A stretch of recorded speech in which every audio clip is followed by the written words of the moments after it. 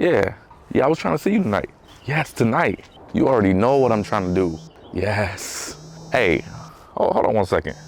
Wait, did somebody just instantly book my car? The hell is this? I didn't even approve it. Oh man, this is some bullshit. So in my last video, I talked about changes coming to the Turo platform.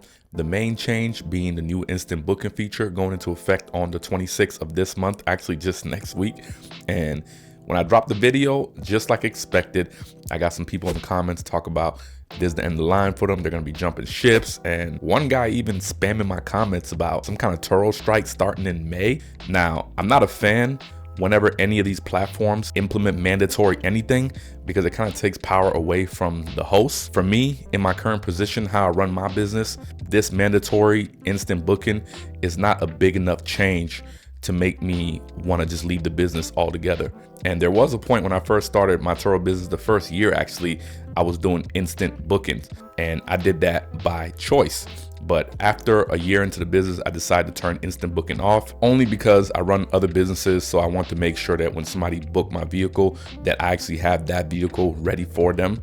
Now, I don't have a massive fleet, but I try to maintain between 15 to 20 cars. I do run my Turo business out of my auto shop location, where I also have a dealer's license. The other business I run, I own an inspection station, which I've owned for years and years, and that business is 100% passive right now. But having a dealer's license is great for Turo because I get to remove cars from my fleet anytime that somebody offers me a good offer. I get to sell the car.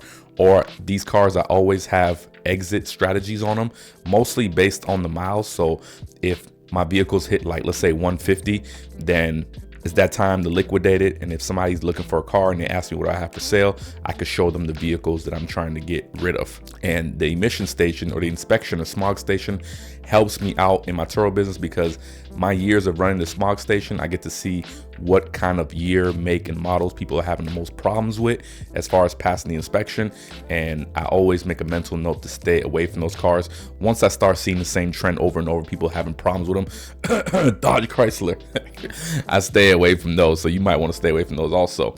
So maybe stopping Turo never crossed my mind, because even though the business model itself is not passive per se, but I do make passive income on Turo through my long-term renters. So right now I have about I had 6 long-term renters. One just returned a vehicle last week. He came off a 6-month reservation. So I hate when those come to an end, because that is really the definition of passive income. But I still have 5 cars out there that are being extended daily or weekly. 2 of those renters have had the vehicles for 3+ months. One of the renters had it for a couple months, and another renter had it for over 6 months. And the last renter, which is now my longest rental on this platform, he's had the vehicle for 14 months. Now you might think this is some extravagant vehicle that the renter can't part ways with. It's a 14 Malibu, a 2014 Malibu. This vehicle is bringing in $800 to $900 a month passively, so I'm happy with that. I keep it going. I still make a profit off the vehicles get into an accident, even if it's not a total loss situation. So due to all these factors that I just mentioned that are working in my benefit in this business, I actually am considering stepping up my operation from that 15 to 20 to about 30 cars. That's about the max I can hold at this current location that I'm at without improvising, which I will in the future if it comes down to that. So that means if hosts are going to be leaving, then that's going to solve the problem of oversaturation in some markets. And that might be a great opportunity for hosts who are running this more as a business to step in, raise their prices, and make more money. But let's bring it back a notch. Let's see, why are hosts really so upset at this new change? So in case you guys don't know what mandatory instant booking means, let me elaborate. When a guest wants to book my vehicle within my available hours, since I myself don't have instant booking turned on right now, so the guest would need to send me a request to book my vehicle. Me as the host, I have a certain amount of time to respond to that request before the request just times out. And obviously the guest might be pissed off, still don't have a reservation, and the guest either has the option of sending that same host another request, and waiting again, or trying another host who hopefully can accommodate to this request. You can kind of see how a guest might have a negative experience on Turo if they're sending requests out to hosts that are not responding, or hosts that are taking hours and hours and hours to respond. Starting on March 26th, things are changing, because on this day, on March 26th, all vehicles listed on platform will have instant booking automatically turned on, meaning the guest does not have to wait for that approval from the host before they can go and pick the vehicle up.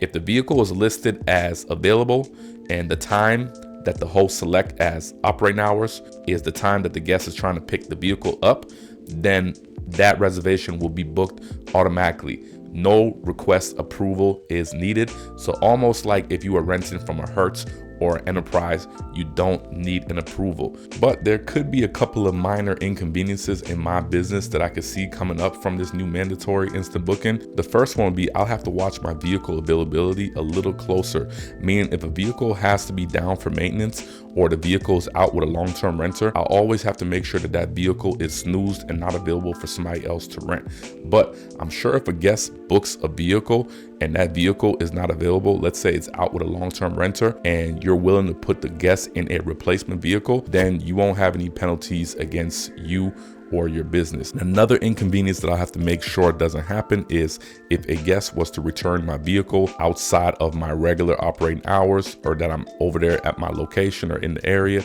then I'll just have to make sure that nobody else can book that vehicle that same day, because most likely somebody won't be around to prep the vehicle. So right now the trip buffer that I use is set to 3 hours, which is the minimum since the COVID adjustment. So 3 hours right now is good for me, but I might have to change my advance notice from 1 hour to either 2 or 3 hours. I'm gonna play around with it to see which one works better for me. So those are the only really two minor inconveniences I could think about. Just making sure that if the vehicle is listed as active, make sure it's not out on a reservation that I don't want to end, and make sure that it's not set up to be booked or potentially be booked outside of my hours where I have somebody around to prep the vehicle. But the reason I just listed as these minor inconveniences is not exactly the same reason that most other hosts are upset. What I'm mostly seeing is that people want the ability to vet the renter before they accept the reservation. Vet meaning take a look at their reviews. I know you guys are even judging people based on their profile picture,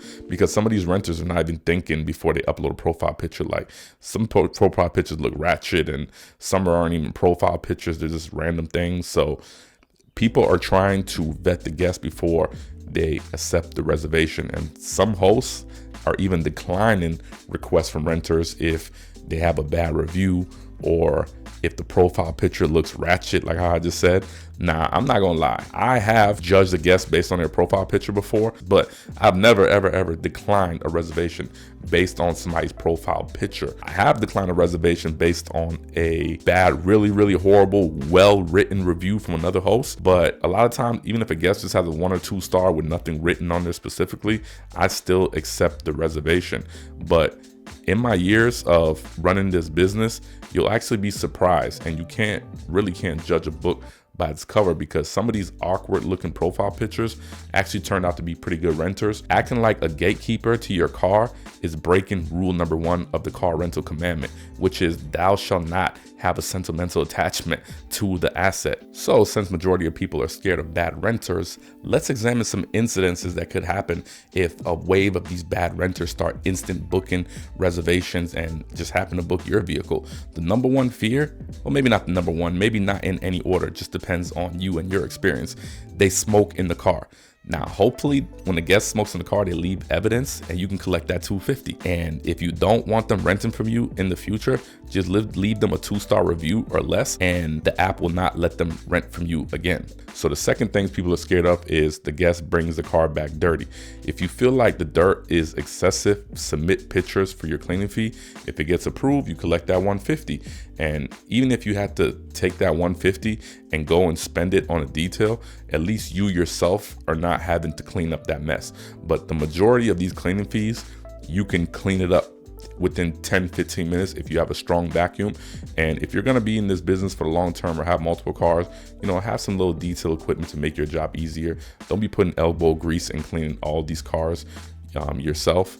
And if your cleaning fee does get denied, then I mean, sometimes that happens. If you feel like your denial was inaccurate, the dirt was excessive, then you can escalate the case or speak to another representative. Sometimes my first time the cleaning fee doesn't go through. If I feel like the car is dirty enough, I'll push it through, and sometimes I do get it on that second go through. And again, if the dirt is excessive dirt and you don't want that renter renting from you again, leave them a 2-star review or less, and the platform will bar them from seeing your listing at all. But you don't want to keep banning people that are just bringing the car back a little bit dirty, because you're really cutting your business short. My rule of thumb is if you can clean the vehicle within 10 minutes, then it's fair game. Let it go. If somebody dogs your car out and you don't want to do business with them again, then that's your choice. You can do that. 2-star review or less, and they won't do business with you again. Third thing, what if the guest goes out of town with my vehicle? Because sometimes a guest might send a request telling you their travel plans, and based on where they're going with your vehicle, you might decide that you're not comfortable. I heard another host mention somewhere that they always ask the guests for travel plans, and if the trip is too far, then they just don't accept the reservation. In my 2,500 reservations on Turo, I've only had one guest tell me that they were renting one of my vehicles to go cross country to California, and I'm in Georgia, and it was like an older vehicle too. So I'm like, Cali from Georgia? Oh nah, I'm good. But that usually doesn't happen because I don't think that guest was all there in the head. I mean, who rents like a 2015 car to drive it like across the country? Like, you're driving for 4 days straight. Most people have common sense to know that, first of all, if you're gonna drive a vehicle across country, make sure it's a newer vehicle, not a vehicle that's 5, 6, 7, 8 years old. On my end, it seems like the guest is taking more of a risk by attempting to drive across country in a 2015 vehicle. I mean, let's say the worst that can happen to you, okay, the car breaks down mid-trip, you call Turo, they tow it back. All right, that's the worst that can happen for you. What's the worst that can happen for the guests? They get stranded, they have their stuff in the car, maybe they gotta make their way to a rental car company and then, you know, book a vehicle to finish their trip. So on their end, it looks uglier. So a lot of people with common sense are not going to attempt to make that trip.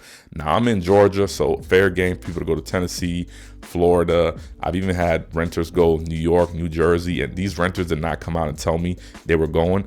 I just happened to track the vehicle and see where they were. So usually guests will not come out and let you know their travel plans. But if a guest does happen to travel with your vehicle, go out of town, and something happens to the vehicle maintenance wise, I've contacted mobile mechanics in the location where the guest is and had a mobile mechanic come and fix the issue, and I zelled them the money. Now, there's been other situations, like I had a guest take my car to Mississippi.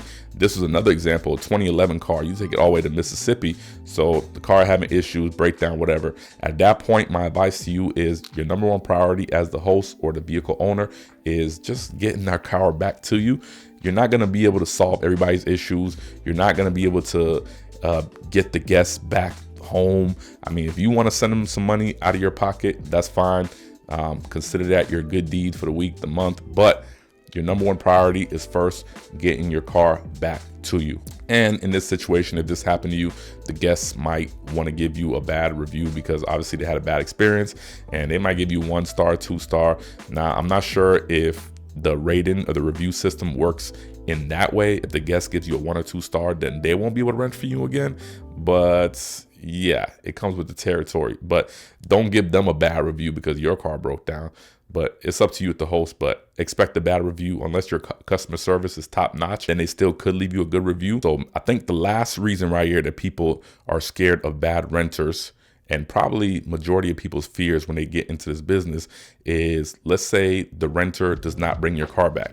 The reservation's over, you can't contact them, you're calling them, it's not going through, you're sending messages, it's not going through. You know, it could happen. It's another thing that happens with volume.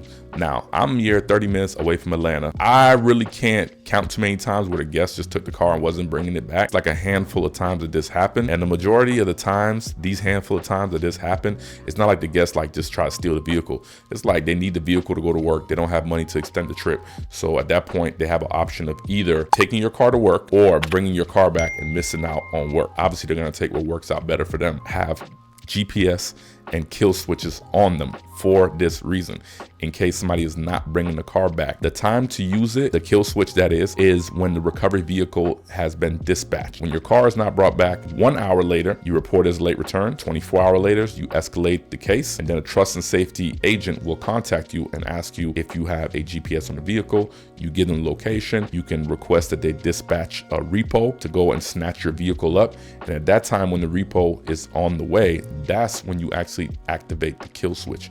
You don't just activate the kill switch when it's 1 or 2 or 3 hours late. I mean, if a guest is going out of town and you can see they're moving in the opposite direction, yeah, you can go ahead and activate the kill switch. But for some of you guys that don't know how the kill switch works, it doesn't just shut the car off when the car is moving. It actually just deactivates the signal to the starter. So once the vehicle is turned off, then it won't start anymore.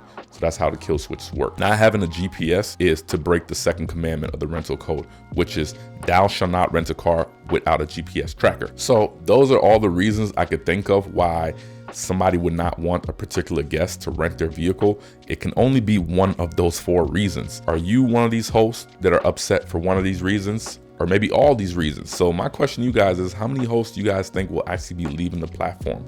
And my next question would be, the hosts that stay, can we raise our prices? Is there gonna be lower competition? I feel like if enough people leave the platform, the ones who stay will obviously get more business, be able to raise their prices. But I'm not gonna lie to you guys.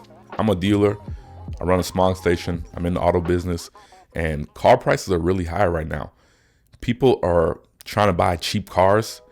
They're buying a lot of pieces of crap. And these cars are gonna be giving a lot of issues. Majority of my renters are renting from me because their car is in the shop. So if you guys are not currently marketing to auto shops and body shops, then you're not doing yourself justice if you're trying to gain that traction and gain that business. I don't see a demand for rental cars going down. So in my opinion, whatever your strategy or goal is, the best thing you could do, the best business advice is just try to give the customers a good experience as much as you can, and you'll have success in this business and any other business. So I played the Turo instant booking game before, so I know how to pivot to this change, but I'd love to hear some feedback from you guys in the comments. And of course, I'll keep you guys posted about a month or so into this mandatory booking journey with Turo, just to let you guys know how it's going. And maybe I missed a couple of things that I didn't mention, and a month or 2 into this, I can come back and elaborate or add onto this video. So make sure you're subscribed to the channel to catch that. Until next time, catch you guys later.